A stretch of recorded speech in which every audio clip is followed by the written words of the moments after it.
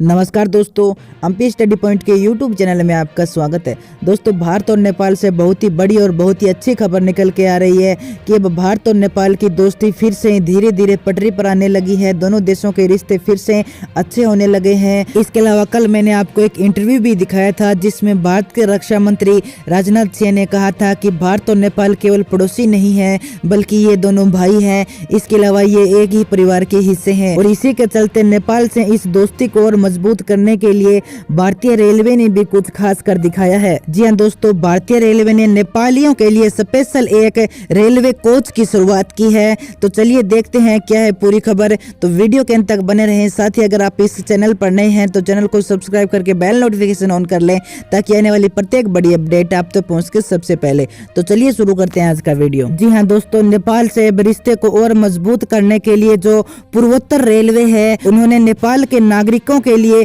ट्रेनों में special coach लगाने का निर्णय किया है और रेल प्रशासन ने यह सुविधा शुरू भी कर दी है। इसके अलावा दोस्तों मैं आपको बता दूं कि जो नेपाली नागरिक है उनको अपने काम तक पहुंचाने और फिर से ले जाने के लिए 8 जनवरी और 10 जनवरी को भी गोरखपुर कोचुवेली सुपरफास्ट त्योहार जो विशेष गाड़ी चलती है उसमें भी कुल 200 यात्रियों को रवाना किया गया था। इसके अलावा जो नेपाली नागरिक है उन्हें भारत तक पहुंचने के लिए बसों में आना पड़ता था, जिसमें बसों में क्या है कि समय भी अधिक लगता है और किराया भी बसों वाले अधिक लेते हैं। तो नेपाली नागरिकों को बहुत परेशानियों का सामना करना पड़ता था और इसी को देखते हुए लखनऊ मंडल प्रशासन द्वारा भारत और नेपाल के रिश्ते को और मजबूत करने की दिशा में यह कदम उठाया गया है।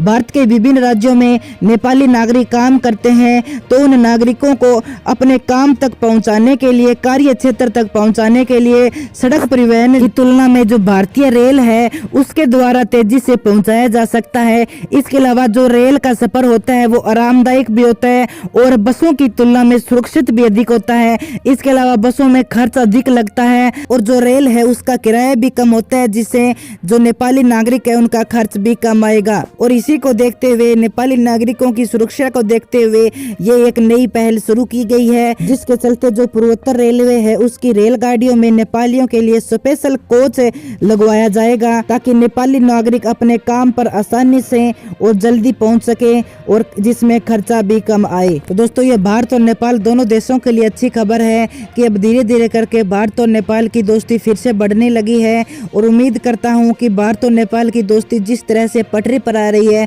तो जल्द ही भारत और नेपाल की बॉर्डर भी खोली जाएगी ताकि भारत और नेपाल के बीच में बॉर्डर से भी आगमन पहले की तरह हो जाए। जिस प्रकार पहले बिना रोक टोक भारत और नेपाल के नागरिक एक दूसरे के देश में आगमन करते थे उसी प्रकार फिर से आगमन शुरू हो जाए। और इसी उम्मीद के साथ आज की वीडियो में इतना ही। मिलते हैं अगली वीडियो में एक नई अपडेट के साथ। तब तक के लिए जय हिंद, जय नेपाल।